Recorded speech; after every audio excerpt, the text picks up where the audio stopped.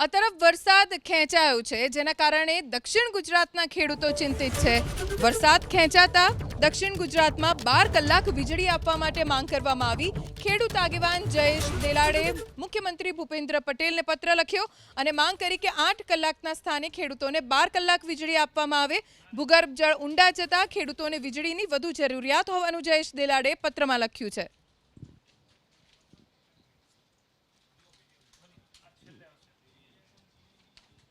ભૂગર્ભ જળ નીચા ગયા છે, એને કારણે વીજળી થકી ખેડૂતો જે વ્યવસ્થાપન જળ વ્યવસ્થાપન કરી રહ્યા છે એમાં ખેડૂતોને ખૂબ જ મોટી ચિંતા વીજળીની છે। અત્યારે 8 કલાક વીજળી આવી રહી છે।